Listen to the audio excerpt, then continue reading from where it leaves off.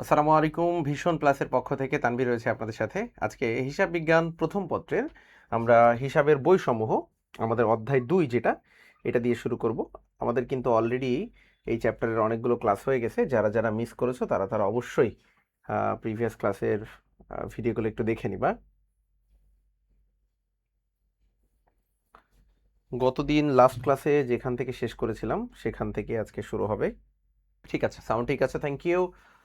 আজকে আমাদের ভ্যাট সংক্রান্ত আলোচনা, অর্থাৎ ভ্যাটের অঙ্ক যদি আসে পরীক্ষায় তাহলে কিভাবে জাবেদা আসতে পারে এই জিনিসটা অনেক স্টুডেন্ট পারে না। এইটা ভালো করে শিখতে হবে। দেখো, ভ্যাটের পূর্ণরূপ হচ্ছে ভ্যালু অ্যাডেড ট্যাক্স। ভ্যাটের পূর্ণরূপ হলো ভ্যালু অ্যাডেড ট্যাক্স। এখন এই ভ্যালু অ্যাডেড ট্যাক্স জিনিসটা আসলে কি? সংক্ষেপে যেটাকে আমরা বলছি ভ্যাট, ভ্যালু অ্যাডেড ট্যাক্স, সংক্ষেপে আমরা কি বলছি? ভ্যাট। এই ভ্যাট সরকারের, গভর্নমেন্টের কিন্তু একটা আয়ের উৎস। ভ্যাট হচ্ছে গভর্নমেন্টের একটা আয়ের উৎস। ভ্যাট কারা দিবে? আমরা সবাই দিব, অর্থাৎ ভোক্তা যারা আছি সবাই কিন্তু ভ্যাট দিব, তাই না? ভ্যাট প্রথমত যে কাজটা করা হয়, তুমি যদি কোনো রেস্টুরেন্টে খেতে যাও, আমি ধরে নিলাম যে তুমি স্টার কাবাবে খেতে গেলে, তো স্টার কাবাবে তুমি তোমার মনে করো 5 জন বন্ধু মিলে খাবার খেলে, খাবার খাওয়ার পরে তোমাদের বিল আসলো 1200 টাকা। এই 1200 টাকার সাথে দেখা যাচ্ছে তোমার 150 টাকা ভ্যাট আসছে। তার মানে 1200 টাকা তো অবশ্যই দিবা, সাথে আরও 150 টাকা ভ্যাটও দিবা। এই ভ্যাটটা প্রথমত কে কালেক্ট করছে? দোকানদার, মানে যিনি রেস্টুরেন্টের মালিক, উনি তোমার কাছ থেকে কালেক্ট করতেছে, কিন্তু পরবর্তীতে উনি সরকারের কাছে এটা পৌঁছে দেবে অ্যাকাউন্টের মাধ্যমে। তার মানে হলো মূলত ভ্যাটটা তুমি দিচ্ছ, গ্রাহক দিচ্ছে, যারা কাস্টমার আছে তারা দিচ্ছে, ভোক্তা দিচ্ছে, কিন্তু আলটিমেটলি ভ্যাটের গন্তব্য কোথায়? সরকার পাচ্ছে এটা। তার মানে সরকারের একটা আয়ের উৎস হচ্ছে ভ্যাট। ঠিক আছে, তো দেখো, ভ্যাটের পূর্ণরূপ হচ্ছে ভ্যালু অ্যাডেড ট্যাক্স, যার মূল অর্থ হচ্ছে মূল্য সংযোজন কর। যার মূল অর্থ হচ্ছে মূল্য সংযোজন কর। বিক্রয়যোগ্য পণ্যের ওপর, অর্থাৎ যে পণ্যটা আমরা বিক্রি করব, বিক্রয়যোগ্য পণ্যের ওপর এই যে সরকারের জন্য নির্দিষ্ট হারে কর সংযুক্ত করে বিক্রয় করকে মূল্য সংযোজন কর বা ভ্যাট বলা হয়। ধরো একটা চিপসের প্যাকেটের দাম হচ্ছে 12 টাকা। একটা চিপসের প্যাকেটের দাম 12 টাকা, সরকারকে 3 টাকা ভ্যাট দিতে হবে, তাহলে ওই চিপসের দাম হবে কত? 15 টাকা। তার মানে তুমি যখন দোকানদার থেকে একটা চিপস কিনবা, এটার দাম হলো 15 টাকা, কিন্তু এই 15 টাকার মধ্যে শুধুমাত্র দোকানদারই 15 টাকা নিবে না, এর মধ্যে ভ্যাটের টাকা আছে, অর্থাৎ এর মধ্যে ভ্যাট ইনক্লুড করা আছে। তুমি দোকানে চিপস কেনার সময় দোকানদার তোমাকে বলবে না যে আপা এই চিপসের দাম 12 টাকা আর ভ্যাট আছে 3 টাকা, আমাকে 15 টাকা দেন, এইভাবে বলবে না, ডিরেক্ট বলবে যে 15 টাকা দেন। তাহলে তুমি 15 টাকা দিচ্ছ, তুমি ধরে নিচ্ছ যে এইটা চিপসের দাম, কিন্তু আলটিমেটলি চিপসের দামের মধ্যে ভ্যাট ইনক্লুড করা আছে। তাহলে এটাকেই আমরা বলছি মূল্য সংযোজন কর। চূড়ান্ত ভোক্তার কাছ থেকে, যে চূড়ান্ত ভোক্তা তার মানে যে পণ্যটা ভোগ করবে, অর্থাৎ প্রথমে আমদানিকারক উৎপাদকের কাছ থেকে পণ্য ক্রয় করে, তাই না? উৎপাদক যে, সে উৎপাদন করে এবং আমদানিকারক পণ্যগুলো কিনে নিয়ে আসে। তাহলে যে আমদানিকারক পণ্য কিনে নিয়ে আসছে সে কিন্তু ভ্যাট দিচ্ছে না। আমদানিকারক আবার পাইকারের কাছে, পাইকার আবার খুচরা বিক্রেতার কাছে, খুচরা বিক্রেতা আবার ভোক্তাদের কাছে বিক্রি করে, আলটিমেটলি ভোক্তাদের থেকে টাকাটা উঠিয়ে নেওয়া হয়। প্রাথমিক পর্যায়ে কি হয়? যে উৎপাদন করতেছে, যে পণ্যটা উৎপাদন করতেছে, এই উৎপাদনকারী প্রতিষ্ঠান অগ্রিম সরকারকে ভ্যাট পরিশোধ করে।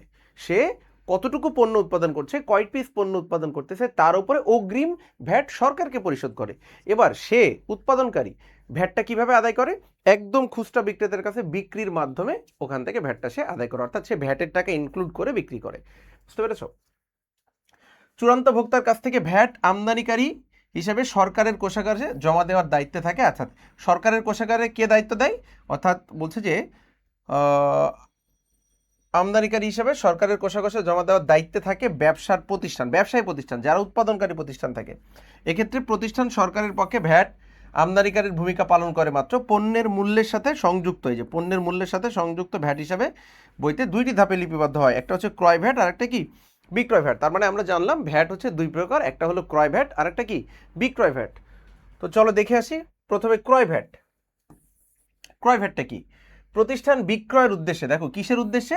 বিক্রয়ের উদ্দেশ্যে। প্রতিষ্ঠান বিক্রয়ের উদ্দেশ্যে পণ্য ক্রয় করার সময় যে ভ্যাট প্রদান করে, পণ্য ক্রয় করার সময় যে ভ্যাট প্রদান করে তাকে বলে ক্রয় ভ্যাট। প্রতিষ্ঠান পণ্য বিক্রয়ের উদ্দেশ্যে পণ্য ক্রয় করার সময়, অর্থাৎ ব্যবহার করা বা ভোগ করার উদ্দেশ্যে না, বিক্রয় করার উদ্দেশ্যে যদি ক্রয় করা হয় এবং ওই সময় যে ভ্যাটটা প্রদান করে তাকে বলছে ক্রয় ভ্যাট। পণ্য ক্রয় ব্যবসায়ের ব্যয় হিসেবে, দেখো পণ্য ক্রয় করলে কি হয়, ব্যবসায় ব্যয় হয় না? পণ্য ক্রয় করলে ব্যবসায়ের কি হয়, ব্যয় হয়। পণ্য ক্রয় ব্যবসায়ের ব্যয় হিসাবে লিপিবদ্ধ হলেও এর সাথে পরিশোধিত ভ্যাট প্রতিষ্ঠানের জন্য অগ্রিম প্রদত্ত ভ্যাট হিসাবে বিবেচিত হয়। তাহলে তুমি পণ্য ক্রয় করছো, এটা তোমার জন্য কি হবে, একটা ব্যয়, কিন্তু এর সাথে তুমি যে ভ্যাট দিচ্ছ এটা হচ্ছে অগ্রিম প্রদত্ত ভ্যাট, যা প্রতিষ্ঠান পরবর্তী পণ্য বিক্রয়ের সাথে আদায়কৃত ভ্যাট থেকে ক্রয়ের সময় অগ্রিম পরিশোধ ভ্যাট কর্তন করে অবশিষ্ট অর্থ সরকারের কোষাগারে জমা দিয়ে থাকে। তাহলে দেখো এখানে দুইটা এন্ট্রি আছে, একটা হলো 20,000 টাকা পণ্য নগদে ক্রয় যার ভ্যাট 15%, আর একটা হচ্ছে 15% ভ্যাট সহ পণ্য ক্রয়। তার মানে দেখো 20,000 টাকার যে পণ্য আমি নগদে ক্রয় করছি এর মধ্যে ভ্যাট নাই, এটার উপরে 15% ভ্যাট দিতে হবে। আর এইখানে যে 1,15,000 টাকার ক্রয় করছি এর মধ্যে ভ্যাটের টাকা অন্তর্ভুক্ত আছে ভ্যাট সহ। তার মানে 1 নম্বরে হচ্ছে ভ্যাটের টাকা অন্তর্ভুক্ত নাই, আর 2 নম্বর হচ্ছে ভ্যাট সহ 1,15,000। তার মানে এইটা 20,000 টাকার উপরে অতিরিক্ত আরও 15% তোমাকে ভ্যাট দিতে হবে, কিন্তু এই 1,15,000-এর ভিতরে এর মধ্যে ভ্যাট সহই দেওয়া আছে। তার মানে ভ্যাট কত হবে আলাদা করতে হবে। তো দেখো প্রথম জাবেদায় আমরা করেছি ক্রয় হিসাব ডেবিট 20,000 টাকা, এবং এই 20,000-এর উপরে যদি তুমি 15% করো তাহলে 3,000 টাকা হয়। তাহলে ভ্যাট চলতি হিসাব ডেবিট 3,000 টাকা আর নগদান হিসাব ক্রেডিট 23,000 টাকা। ঠিক আছে, তার মানে ক্রয় করলে আমরা জানি ক্রয় ডেবিট হয়, এবং ক্রয় যখন করবা ভ্যাটও তোমাকে প্রদান করতে হবে, তাই না? যখন তুমি ক্রয় করবা তখন তুমি অবশ্যই ভ্যাট দিবা, তার মানে ক্রয় করার সময় ভ্যাট ডেবিট হয় আর বিক্রয় করার সময় ভ্যাট ক্রেডিট হয়, মনে রাখবা। তাহলে ক্রয় হিসাব ডেবিট, ভ্যাটও ডেবিট আর নগদান হিসাব ক্রেডিট। তার মানে আসল টাকা 20,000 টাকা, এর সাথে ভ্যাট যোগ করে 23,000 টাকা তোমাকে পরিশোধ করতে হচ্ছে। আর পরেরটাই কিন্তু ভ্যাট অন্তর্ভুক্ত করা আছে, অর্থাৎ তুমি কিন্তু নগদ দিচ্ছ 1,15,000 টাকা। আমাদের বলা ছিল তুমি 1,15,000 টাকা ভ্যাট সহ, তার মানে নগদ দিচ্ছ 1,15,000 টাকা, কিন্তু পণ্যের দাম কিন্তু 1,15,000 না, এর মধ্যে ভ্যাট সহ আছে। তো ভ্যাট যদি সহ থাকে তাহলে এইটা তোমাকে বের করতে হবে। তুমি যদি ক্যালকুলেটর নাও, আমি বলে দিচ্ছি ক্যালকুলেটরে কিভাবে করবা। এখানে আমার একটা ক্যালকুলেটর আছে, আমি এখান থেকেই দেখাই। দেখো যেহেতু আমার 1,15,000 এটা হচ্ছে ভ্যাট সহ, কিন্তু ভ্যাট কয় টাকা আমি কি জানি? ভ্যাট কয় টাকা? এখন যদি বলে ভ্যাট 15%, তাহলে এর উপরে যদি 15% করো তাহলে কিন্তু অঙ্ক হবে না, এর উপরে তুমি 15% করতে পারবা না, ঠিক আছে? এর উপরে যদি 15% করো তাহলে কিন্তু মিলবে না। তাহলে কি করতে হবে তোমাকে? তোমাকে যে কাজটা করতে হবে 1,15,000-কে 15 দিয়ে গুণ আর 115 দিয়ে ভাগ, তাহলে 15,000 টাকা ভ্যাট হবে তোমার, ঠিক আছে? এই যে 15,000 টাকা ভ্যাট, তাহলে ভ্যাট চলতি হিসাব 15,000 টাকা, ক্রয় তাহলে কত, 1,00,000 টাকা। তার মানে তোমাকে যদি বলে যে ভ্যাট সহ 1,15,000, তার মানে এর মধ্যে ভ্যাট আছে, তাহলে ভ্যাট আর আসল টাকা কিভাবে বের করবা? তুমি এই 1,15,000-কে 15 দিয়ে গুণ 115 দিয়ে ভাগ। যদি বলে ভ্যাট 5%, তাহলে 5 দিয়ে গুণ 105 দিয়ে ভাগ। যদি বলে 25%, 25 দিয়ে গুণ 125 দিয়ে ভাগ। 12% বললে 12 দিয়ে গুণ 112 দিয়ে ভাগ। 17% বললে 17 দিয়ে গুণ 117 দিয়ে ভাগ। যে টাকা থাকবে ওই টাকাকে, ঠিক আছে? তাহলে আমাদের বলা ছিল ভ্যাট সহ, তাহলে ভ্যাটের টাকা এর মধ্যে অন্তর্ভুক্ত আছে। এটা বের করার নিয়ম হচ্ছে ওই যে বললাম 15 দিয়ে গুণ করবা আর 115 দিয়ে ভাগ করবা। কিন্তু এই 20,000 টাকা এর মধ্যে কিন্তু ভ্যাট অন্তর্ভুক্ত নাই, তাহলে এই টাকাটা বের করবা কিভাবে? সরাসরি 20,000-এর 15%, সরাসরি 20,000-এর 15%,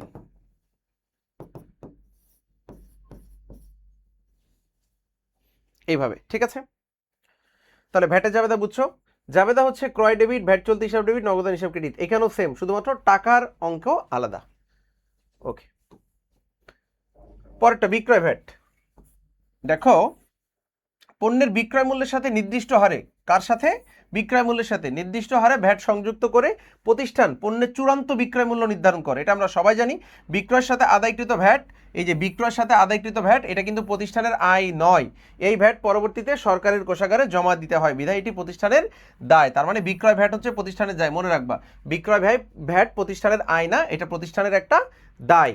ভ্যাট চলতি হিসাব দ্বারা ক্রেডিট করা হয়, এটাও মনে রাখবে যে ভ্যাট চলতি হিসাব দ্বারা ক্রেডিট করা হয়। ঠিক আছে, দেখো নগদে পণ্য বিক্রয় 10,000 টাকা, যার উপরে ভ্যাট আদায় হলো 15%। তাহলে একটু আগে আমরা ক্রয় সংক্রান্ত ভ্যাট দেখলাম যে ভ্যাট যদি ভ্যাটের মাধ্যমে আমরা ক্রয় করি তাহলে জাবেদা কি হয়।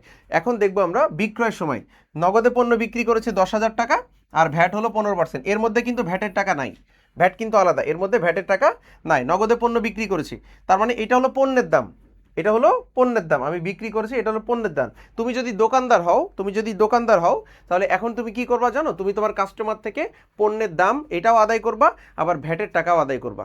ঠিক আছে, দুইটাই তুমি আদায় করবা। তুমি এখন দোকানদার, তার মানে তুমি খেয়াল করো, তুমি 10,000 টাকার বিক্রি করছো, ভ্যাট হচ্ছে 15%। তাহলে জাবেদা দেখো, নগদান হিসাব ডেবিট, নগদে বিক্রি করছো, বিক্রয় হিসাব ক্রেডিট আর ভ্যাট হিসাব ক্রেডিট। আমি বলেছি যে ক্রয় করার সময় ভ্যাট ডেবিট করবা আর বিক্রি করার সময় ভ্যাট কি করবা, ক্রেডিট করবা। তাহলে বিক্রয় হিসাব আমরা ক্রেডিট করি 10,000 টাকা, এবার ভ্যাট বের করবা 15%, 15% ভ্যাট হচ্ছে 1500 টাকা, আর এই দুইটা যোগ করে তুমি কাস্টমারের কাছ থেকে 11,500 টাকা নিবা। তুমি পণ্যের দামও নিবা, তুমি ভ্যাটের দামও নিবা, যদিও ভ্যাটটা তোমার আয় না, তোমার জন্য একটা দায়, বাট তারপর তুমি এখন আদায় করতেছো, এটা সরকারকে পরবর্তীতে তুমি দিয়ে দিবা। কিন্তু এইটা আবার 15% ভ্যাট সহ, তার মানে এর মধ্যে ভ্যাটের টাকা ইনক্লুড করা আছে। তার মানে ভ্যাটের টাকা ইনক্লুড করা থাকলে কত পার্সেন্ট, 15%, 15 দিয়ে গুণ, 115 দিয়ে ভাগ। তাহলে জাবেদা একই হবে, নগদান হিসাব ডেবিট, বিক্রয় হিসাব ক্রেডিট, ভ্যাট হিসাব ক্রেডিট, বা টাকাটা বের করতে হবে ওইভাবে ভ্যাটের টাকা বের করে নিবা। ঠিক আছে, তাহলে এইভাবে ক্রয় ভ্যাট এবং বিক্রয় ভ্যাটের জাবেদা তুমি করে ফেলবা, খুবই ইম্পর্টেন্ট।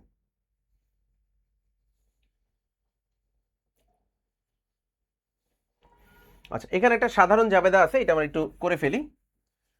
2024 সালের 1 জানুয়ারি তারিখে জনাব মারুফ নগদ 50,000 টাকা দিয়ে মারুফ ট্রেডার্স নামে ব্যবসা আরম্ভ করলো। তার মানে মারুফ ট্রেডার্স নামে একটা ব্যবসা শুরু করেছে। বলেছে ধারে মাল বিক্রয়, ধারে মাল বিক্রি করলে আমরা জানি বিক্রয় কিন্তু ক্রেডিট হয়, বিক্রয় কি হয় বলো তো, ক্রেডিট হয়, বিক্রয় হচ্ছে ক্রেডিট হয়। আর ধারে বিক্রি করলে প্রাপ্য হিসাব বা দেনাদার হিসাব ডেবিট হবে। তো আমরা জাবেদা করব, আচ্ছা আমরা জাবেদা করব প্রাপ্য হিসাব বিক্রয় হিসাব, কিন্তু এর আগে আরেকটা আছে। মারুফ যে নগদ 50,000 টাকা নিয়ে ব্যবসা শুরু করেছে, তাহলে এইটা যাবে কি হবে, মালিক যদি কোনো কিছু নিয়ে শুরু করে এটা ডেবিট হয়, মালিক যাই নিয়ে আসুক, নগদ টাকা হোক, আসবাবপত্র হোক, এরপরে কলকব্জার যন্ত্রপাতি হোক, ভূমি দালান কোটা হোক, মালিক যাই নিয়ে আসুক সবগুলো কি ডেবিট হবে, আর মূলধন হিসাব কি হবে, ক্রেডিট হবে। তাহলে নগদ টাকা নিয়ে আসছে, নগদান হিসাব ডেবিট, মূলধন হিসাব ক্রেডিট। আবিরের নিকট হতে কর্জ নেওয়া হলো, কর্জ মানে ঋণ বা ধার, হ্যাঁ ঋণ নিয়েছো, ঋণ মানে কি নগদ টাকা নিয়েছো না, তাহলে নগদান হিসাব ডেবিট, আর কার কাছ থেকে নিয়েছো, আবিরের কাছ থেকে, তাহলে আবিরের ঋণ হিসাব বা কর্জ হিসাব ক্রেডিট। মাল ফেরত আসলো, মাল ফেরত কখন আসে, যদি আমরা বিক্রি করি তাহলে ফেরত আসে, তাই না, তাহলে এটা হচ্ছে বিক্রয় ফেরত। তাহলে বিক্রয় ফেরতের জাবেদা কি দেখো, বিক্রয় ফেরতের জাবেদা হচ্ছে বিক্রয় ফেরত হিসাব ডেবিট, প্রাপ্য হিসাব ক্রেডিট। অনাদায়ী পাওনা 500 টাকা, অনাদায়ী পাওনা 500 টাকা, তার মানে 500 টাকা আর পাওয়া যাবে না, যেই টাকাটা আর পাওয়া যাবে না তাকে আমরা কি বলে থাকি, অনাদায়ী পাওনা। তো দেখো অনাদায়ী পাওনা জাবেদা কি হবে, অনাদায়ী পাওনা হিসাব ডেবিট, আর দেনাদার হিসাব বা প্রাপ্য হিসাব ক্রেডিট। অনাদায়ী পাওনা হিসাব ডেবিট, প্রাপ্য হিসাব ক্রেডিট। আবার আমি যদি আমেরিকান নিয়মে করি তাহলে হবে অনাদায়ী পাওনা সঞ্চিতি,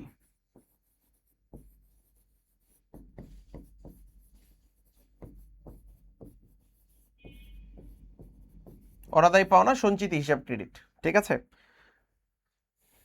তাহলে প্রাপ্য হিসাব দিয়ে করা যায়, অনাদায়ী পাওনা সঞ্চিতি হিসাব দিয়ে করা যায়। ব্যাংকে জমা দেওয়া হলো, কি জমা দিয়েছো, নগদ টাকা জমা দিয়েছো, কোথায় জমা দিয়েছো, ব্যাংকে জমা দিয়েছো, তার মানে কি ব্যাংকের টাকা বাড়ছে না, তাহলে ব্যাংকের যদি টাকা বাড়ে ব্যাংক হিসাব ডেবিট, ব্যাংকের টাকা বাড়লে কি হবে, ব্যাংক হিসাব ডেবিট, আর নগদান হিসাব ক্রেডিট। বিনিয়োগের সুদ পাওয়া গেল, বিনিয়োগের সুদ কিন্তু একটা আয়, বিনিয়োগের সুদ কি একটা বলো তো, আয়। তাহলে বিনিয়োগের সুদ যদি তুমি পাও, দেখো যাবে কি হবে, নগদান হিসাব ডেবিট, বিনিয়োগের সুদ আয় হিসাব ক্রেডিট। তাহলে সুদ আয় এটা কিন্তু একটা আয়, এই জন্য আয়টা ক্রেডিট হয়েছে। কর্মচারীর ইফতিকে বেতন দেয়া হলো, তাহলে বেতন দিয়েছে, এটা কিন্তু ব্যয়, বেতন দিয়েছে, এটা কি বলতো, ব্যয়। তাহলে বেতন প্রতিষ্ঠানের জন্য ব্যয়, তাহলে বেতন হিসাব ডেবিট, নগদান হিসাব ক্রেডিট। তাহলে এটা ছিল একটা সাধারণ জাবেদা, এইটা তোমরা বাসায় করবা। 2 নাম্বারটা তোমরা একটা স্ক্রিনশট নিয়ে নাও, এটা বাসায় করে ফেলবা, ঠিক আছে, এটা বাসায় করবা। এই যে আরেকটা আছে, এটাও স্ক্রিনশট নিয়ে নাও। এর মধ্যে কিন্তু ভ্যাট আছে, হ্যাঁ একটু আগে ভ্যাট শিখাইছি না, এর মধ্যে কিন্তু ভ্যাট আছে, তো ভ্যাট সহ ট্রাই করবা। এই যে আরেকটু আছে। আচ্ছা, নগদান বই শিখবো আমরা।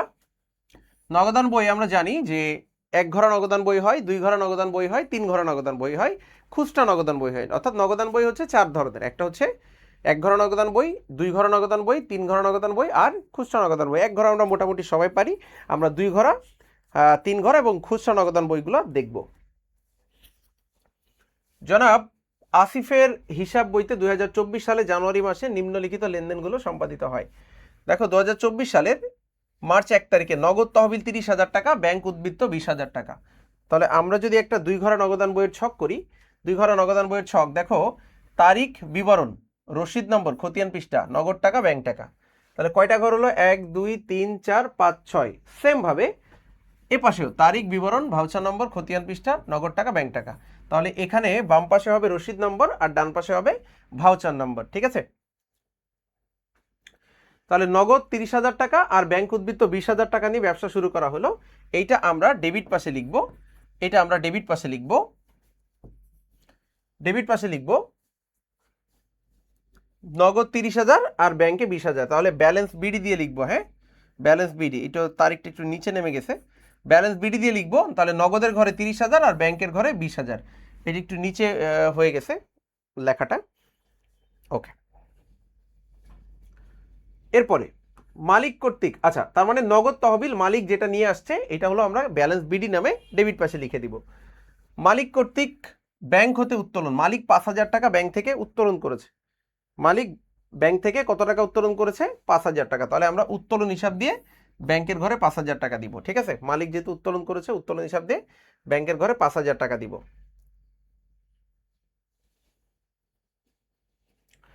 ব্যাংকে জমা দেওয়া হলো 10,000 টাকা। ব্যাংকে যদি জমা দেওয়া হয় এটা কিন্তু কন্ট্রা হবে, হ্যাঁ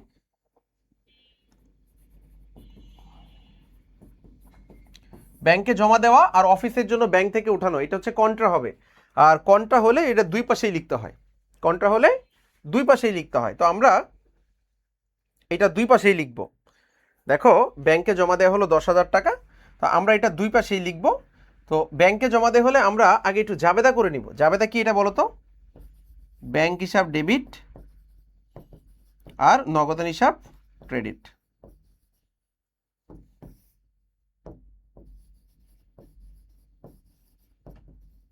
ব্যাংক হিসাব ডেবিট, নগদান হিসাব ক্রেডিট।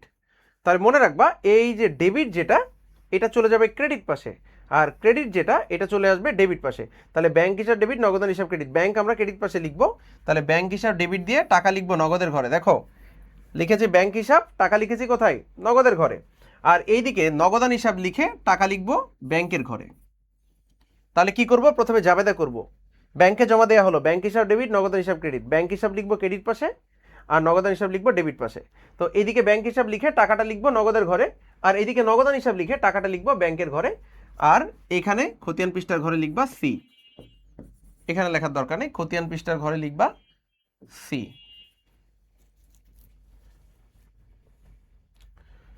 পরেটা আসি, 10% বাট্টায় নগদে পণ্য বিক্রয় 8,000 টাকা। 10% বাট্টায় নগদে পণ্য বিক্রয়, তাহলে আমরা বিক্রি করেছি না, তাহলে এখানে লিখবো বিক্রয় হিসাব।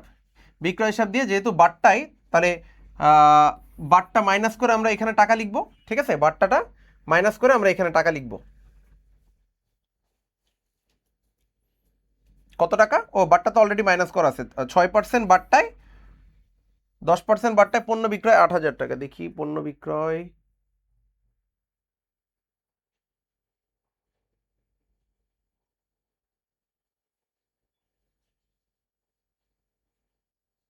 আচ্ছা নগদে পণ্য ক্রয়, সরি এটা ক্রয়, এটা বিক্রয় না, নগদে পণ্য ক্রয়। তো নগদে যদি আমরা পণ্য ক্রয় করি আমরা লিখবো এখানে ক্রয় হিসাব, ক্রয় হিসাব লিখে টাকা লিখবো এখানে 7,200, ঠিক আছে? আমাদের ছিল কত টাকা বলো তো? 8,000 টাকা না? তাহলে 8,000-এর উপরে 10% যদি আমরা করি কত টাকা হয়? 800 টাকা। তাহলে 800 টাকা বাদ দাও, 800 টাকা বাদ দিলে কত হবে? 7,200 টাকার পণ্য ক্রয়। আর পরের আর একটা যে এন্ট্রি আছে এটা হচ্ছে 6% বাট্টায় নগদে পাওয়া গেল 7,520 টাকা। 6% বাট্টায় পণ্য বিক্রি করে নগদ পাওয়া গেল। তাহলে এই যে যেটা নগদ পাওয়া গেছে, যেটা নগদ পাওয়া গেছে আমরা এটা এই 7,520 টাকা নগদে লিখবো। কি লিখবো? বিক্রয় হিসাব নামে লিখবো, ঠিক আছে? বিক্রয় হিসাব দিয়ে 7,520 টাকা লিখবো। যন্ত্রপাতি ক্রয় করা হলো, টাকা চলে যাচ্ছে, টাকা যদি চলে যায় এ পাশে লিখবো ক্রেডিট পাশে। যন্ত্রপাতি হিসাব দিয়ে যত টাকা যন্ত্রপাতি কিনেছি নগদে, নগদে লিখবো। যদি ব্যাংকের মাধ্যমে, চেকের মাধ্যমে কিনতাম ব্যাংকে লিখতাম। ভাড়া পরিশোধ 3,000 টাকা, এটাও টাকা চলে যাচ্ছে, ভাড়া হিসাব দিয়ে এখানে ক্রেডিট পাশে লিখে দিব। এরপরে ব্যাংক সুদ মঞ্জুর করলো 1500 টাকা, এটা হচ্ছে আয়টা যেহেতু ব্যাংক সুদ মঞ্জুর করেছে আমরা ডেবিট পাশে লিখবো, আর ব্যাংক চার্জ ধার্য করলো এটা যেহেতু ব্যয়, এটা আমরা কোন পাশে লিখবো বলো তো? ক্রেডিট পাশে লিখবো। তাহলে ব্যাংক সুদ এটা আমরা ডেবিট পাশে লিখেছি, আর ব্যাংক চার্জ এটা আমরা ক্রেডিট পাশে লিখেছি, ঠিক আছে, ব্যাংকের ঘরে। এবার আমরা ব্যালেন্স করে দিব। আচ্ছা, এটা নিচে একটু দেখা যাচ্ছে না মনে হয় স্ক্রিনে, এটা নিচে নেমে গেছে। আচ্ছা, তোমরা এটা ব্যালেন্স করে ফেলবা। ব্যালেন্স কিভাবে করবা দেখো, তোমরা যেই পাশটা বড় আগে নগদের ঘর যোগ করবা, যেই পাশটা বড় সেই পাশটা আগে যোগ করবা, ঠিক আছে। তো এখানে ডেবিট পাস বড়, ডেবিট পাস হচ্ছে 30,000 আর 7,250, তার মানে 37,250। তোমরা এখানে লিখবা 37,250, এখানে লিখবা এখানে লিখবা 37,250। এখন এইখানেও নগদের পাশে লিখবা 37,250। এখন নগদ পাস ক্রেডিট পাস যোগ করলে 37,250 হয় না, এই যে 10,000, 15,000, 18,000, 25,200, তাহলে 25,200 হয়। তাহলে 25,200 যে হয়, তাহলে তুমি এখানে কি করবা? তুমি এখানে যেটা করবা 37,250 মাইনাস 25,200, তাহলে এই যে 12,050 টাকা যে কম হয়, 12,050 টাকা এখানে লিখে দিবা 12,050। এটার নাম দিবা কি বলতো? Balance CD. ব্যালেন্স সিডি দিয়ে 12,050 টাকা এখানে লিখে দিবা, ঠিক আছে। আর এইটা পরের মাসের 1 তারিখ দিয়ে, এটা ছিল জানুয়ারি, তাহলে তুমি হচ্ছে ফেব্রুয়ারি মাসের 1 তারিখ দিয়ে, ফেব্রুয়ারি 1 তারিখ দিয়ে ব্যালেন্স বিডি দিয়ে ওই যে 12,100 টাকা এটা নিচে লিখে দিবা, ঠিক আছে, ব্যালেন্স বিডি দিয়ে নিচে লিখে দিবা।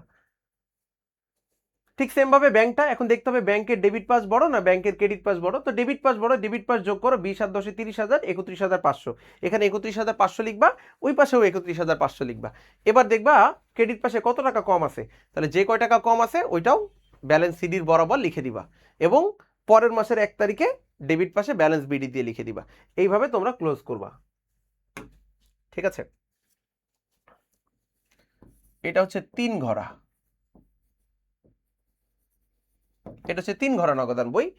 এই যে এখানে বলা আছে 3 ঘরা নগদান বই, ইমরুল অ্যান্ড সন্সের 3 ঘরা নগদান বই। তো 3 ঘরা নগদান বইয়ের ছকটা তুমি একটু খেয়াল করো। এখানে তারিখ, বিবরণ, রসিদ নম্বর, খতিয়ান পৃষ্ঠা, একটা বাট্টা, একটা নগদ আর একটা ব্যাংক। এই পাশেও তারিখ, বিবরণ, ভাউচার নম্বর, খতিয়ান পৃষ্ঠা, বাট্টা, নগদ, ব্যাংক। তাহলে এটা হচ্ছে ক্রেডিট পাস, এটা হলো ডেবিট পাস। তাহলে ডেবিট পাশে কোন এন্ট্রিগুলো বসে? আমাদের টাকা যদি আসে তাহলে ডেবিট পাশে বসে, আর টাকা চলে গেলে ক্রেডিট পাশে বসে, ঠিক আছে। ওকে, তাহলে আমরা একটা একটা করে এন্ট্রি দেখি। প্রথমে জানুয়ারি 1 তারিখে না জুন 1 তারিখে নগদ তহবিল 7,000 টাকা, ব্যাংক জমার উদ্বৃত্ত 10,000 টাকা। তাহলে নগদ 7,000, তাহলে এটা আমরা ব্যালেন্স বিডি দিয়ে লিখবো। হ্যাঁ, এইটা আবার বরাবর আছে, দেখো নগদ 7,000, ব্যাংক জমা 10,000, কি দিয়ে লিখেছি? জুন 1 তারিখে ব্যালেন্স বিডি দিয়ে লিখেছি, ঠিক আছে।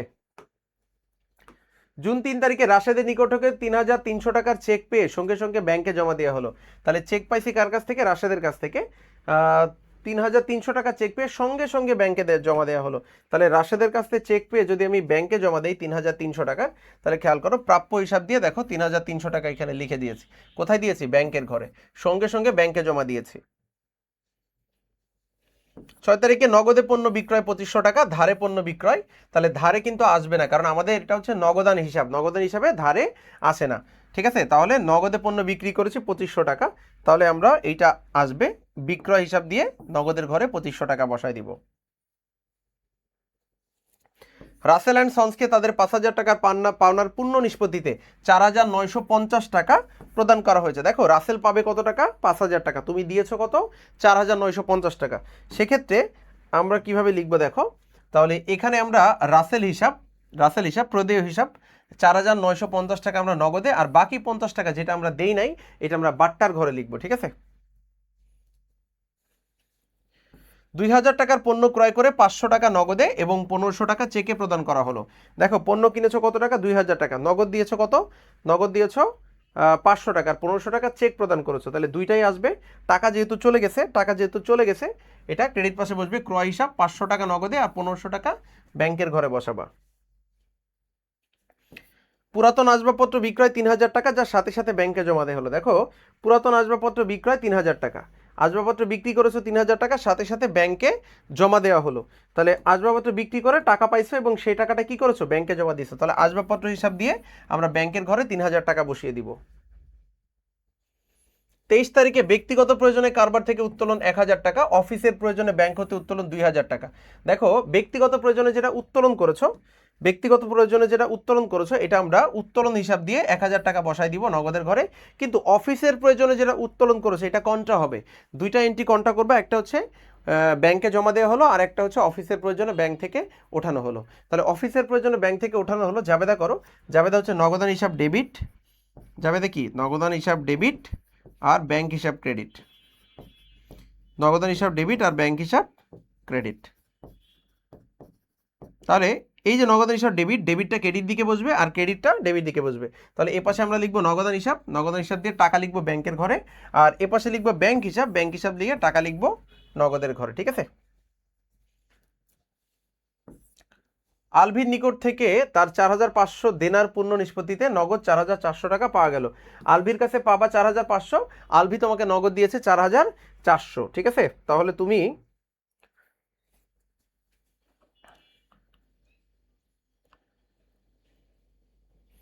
4,400 টাকা বসাবা নগদে, আর 100 টাকা যেটা পাওনি এটা বসাবা বাট্টার ঘরে। ঠিক আছে। তাহলে প্রাপ্য হিসাব, বেতন দেওয়া হলো নগদে 500 টাকা, চেকে বাড়ি ভাড়া দেওয়া হলো 1,200 টাকা। টাকা চলে যাচ্ছে, টাকা চলে গেলে কোথায় লিখবো বলো তো, ক্রেডিট পাশে লিখবা, বেতন দিয়ে আর বাড়ি ভাড়া দিয়ে, বেতন দিয়ে নগদে আর বাড়ি ভাড়া হচ্ছে চেকে। ব্যাংক সুদ মঞ্জুর করলো, তার মানে এটা তোমার আয়, এটা ডেবিট পাশে বসবে, আর চার্জ কর্তন করলো এটা হলো তোমার ব্যয়, এটা ক্রেডিট পাশে বসবে। তাহলে 30 তারিখ দিয়ে তুমি ব্যাংক সুদ দিবা ব্যাংকের ঘরে, আর ব্যাংক চার্জ দিবা এটাও ব্যাংকের ঘরে। এবার তুমি যোগ করে দেখো কোন পাশ বড় হয়। নগদ পাশে আমরা দেখতে পাচ্ছি হয়েছে 15,900 টাকা। তাহলে ক্রেডিট পাশে কিন্তু 15,900 টাকা হয় না, ক্রেডিট পাশে কম হয়। কত টাকা কম হয়, 8,950। এটা ব্যালেন্স সিডি নামে লিখে দিবা 31 তারিখে, মাসের শেষ তারিখে ব্যালেন্স সিডি দিয়ে। ঠিক তেমনি ব্যাংকের ঘরে 16,500 টাকা, এইদিকেও 16,500 টাকা লিখবো, কিন্তু এইদিকে কম হয় কত টাকা, 11,750 টাকা ব্যালেন্স সিডি দিয়ে লিখবো, এবং পরের মাসের জুলাই মাসের 1 তারিখে ব্যালেন্স বিডি দিয়ে ওই টাকাটা এখানে লিখে দিব, নগদেরটা নগদে এবং ব্যাংকেরটা ব্যাংকে, আমরা এখানে সুন্দরভাবে লিখে দিব। তাহলে আমরা 2 ঘর এবং 3 ঘর বুঝতে পেরেছি। এবার চলো খুচরা নগদান বই সম্পর্কে একটু জেনে আসি। খুচরা নগদান বই কি?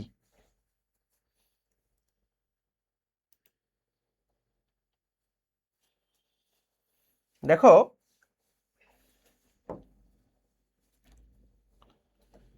প্রায় প্রত্যেক বড় বড় প্রতিষ্ঠানে প্রতিদিন অসংখ্য ছোট ছোট খরচ হয়, অসংখ্য ছোট ছোট খরচ, তাই না? অসংখ্য ছোট ছোট খরচ হয় বড় প্রতিষ্ঠানে, কি অসংখ্য ছোট ছোট খরচ হয়, যেমন রিক্সা ভাড়া, কাগজ ক্রয়, কালি ক্রয়, আলপিন ক্রয়, তাই না? এই যে রোজার সময় ইফতারি খরচ দেয়, হ্যাঁ, যারা মালিক তারা দোকানের যেসব কর্মচারীদের ইফতারি খরচ দেয়, গেস্ট আসলে কফি আনায়, চা আনায়, এগুলো হয় না? দোকানে ছোট ছোট খরচ হয় না অনেক সময়? তাহলে বা অফিসে দেখা যাচ্ছে যে দুপুর টাইমে একজন আসলো, লাঞ্চ করাতে হবে, তা কার টাকা দিয়ে? অফিসের টাকা দিয়ে। তাহলে অফিসে এরকম ছোটোখাটো খরচ সারাদিন হতেই থাকে। একটা বাল্ব নষ্ট হয়ে গেছে, তাহলে এই বাল্বটা লাগাইতে হবে, খরচ আছে না? তাহলে সারাদিন অনেক ধরনের, মানে সারাদিন বলতে পুরো মাস জুড়ে অনেক খরচ হয়ে থাকে। এগুলোকে আমরা কি বলি, খুচরা খরচ বলে থাকি। এগুলোকে আমরা কি বলি, এগুলোকে আমরা বলি খুচরা খরচ।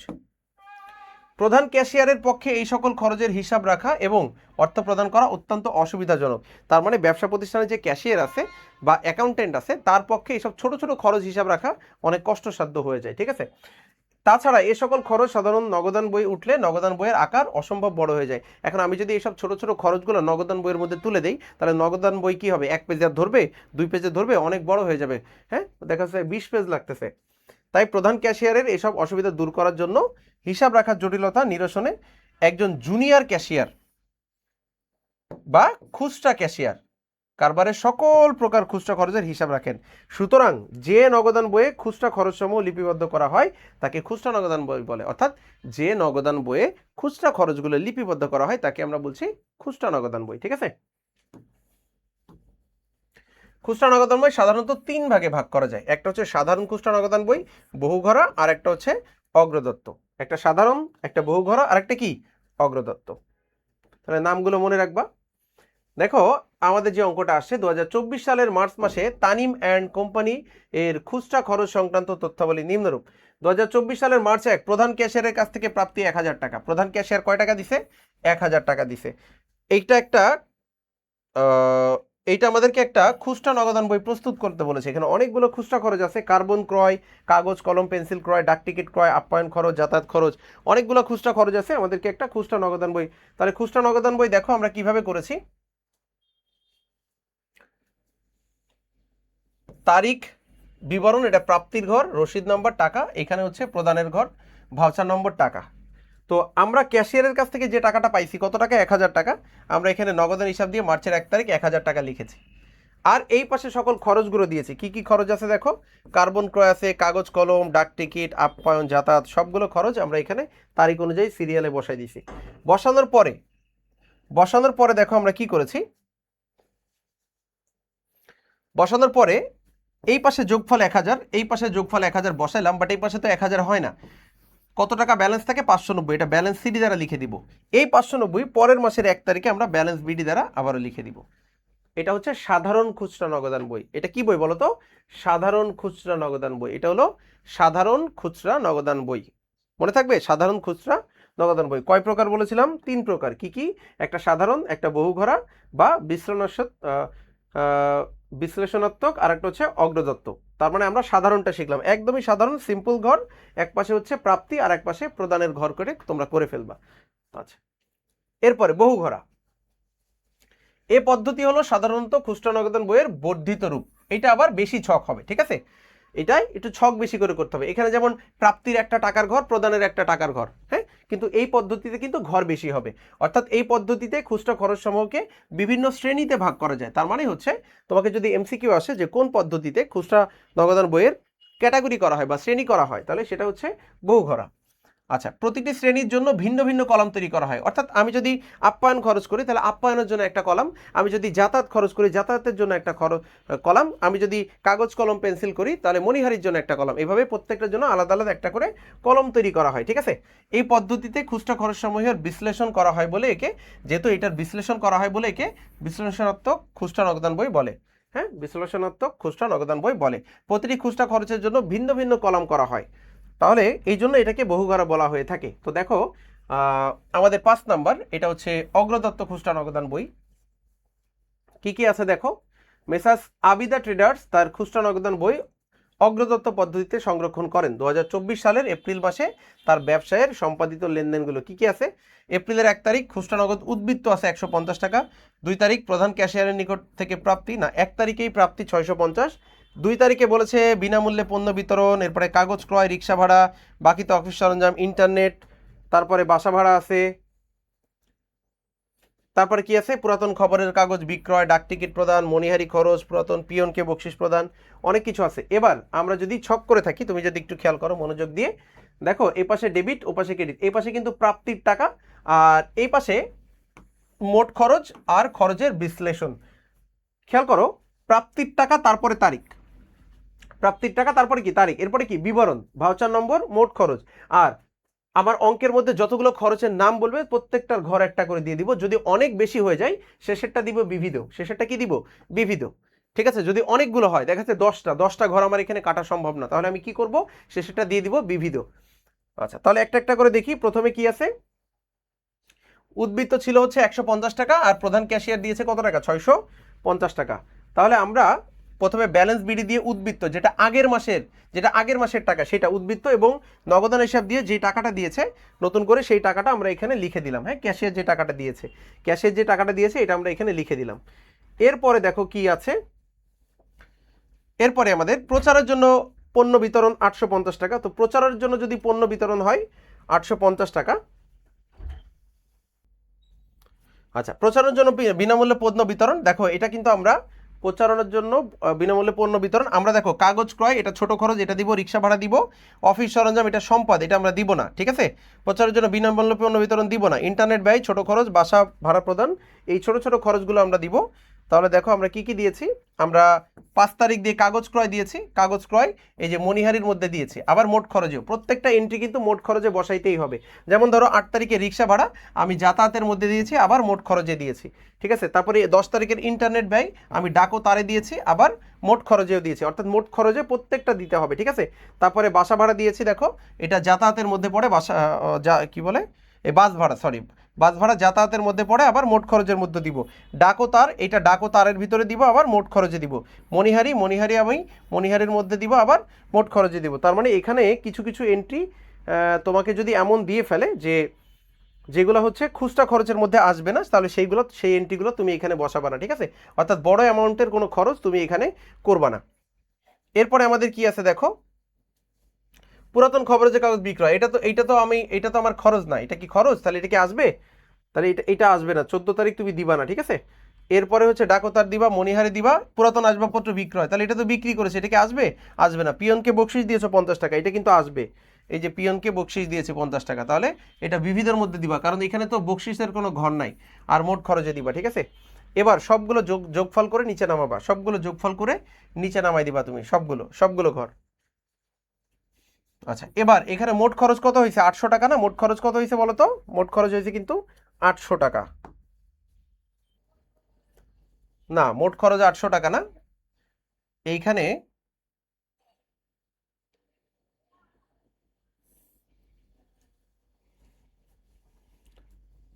60 আর 40 100 আর 120 220 270 300 340, তাহলে 340 টাকা হয়। আর এই 50 টাকা 390, তাহলে আমাদের হবে হচ্ছে 390। তাহলে আমরা এখানে যোগ করে বসাবো 390, ঠিক আছে। আর এই পাশে কত টাকা হয়?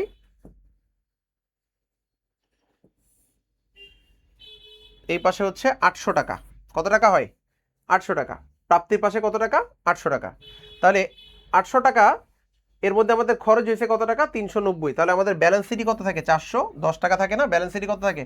410 টাকা। দুইটা যোগ করো, কত হয়? দুইটা যোগ করলে দেখো 800 টাকা হয়। তাহলে এই পাশে আমরা যে কাজটা করব, ব্যালেন্স বিডি নামে ওই 410 টাকা, ব্যালেন্স সিডি যেটা ছিল এটা পরের মাসের 1 তারিখ দিয়ে ব্যালেন্স বিডি নামে বসিয়ে দিব, এবং যেই টাকাটা খরচ করেছি ওইটা নগদান হিসাব নামে বসাই দিব।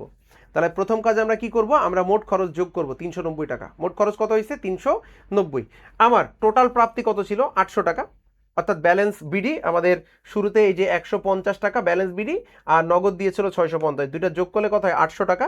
তাহলে 800 টাকার মধ্যে আমার 390 টাকা খরচ হয়ে গেছে। তাহলে আমার ব্যালেন্স সিডি কত থাকে? 810 টাকা। এইটা ব্যালেন্স বিডি নামে পরের মাসের 1 তারিখে আমি দিয়ে দিব, ঠিক আছে। ব্যালেন্স বিডি নামে পরের মাসের 1 তারিখে দিয়ে দিব, এবং যেই টাকাটা আমার খরচ হয়েছে এইটা নগদান হিসাব দিয়ে এই টাকাটাও দিয়ে দিব। অর্থাৎ তোমার ব্যালেন্স আলটিমেটলি 800 টাকাই হবে। 800 টাকা পুজিয়ে দিবা তুমি, ঠিক আছে। অর্থাৎ খুচরা ক্যাশিয়ারকে তুমি 800 টাকা পুজিয়ে দিবা। 410 টাকা ব্যালেন্স আছে, তাহলে যে টাকাটা খরচ করেছে ওইটাও নগদান হিসাব নেবে, তুমি 1 তারিখে 390 টাকা প্রদান করে দিবা, ঠিক আছে। তাহলে এইটা ছিল আমাদের বহু ঘরা। আচ্ছা, এবার আমাদের খতিয়ান আছে। খতিয়ান এইটা আমরা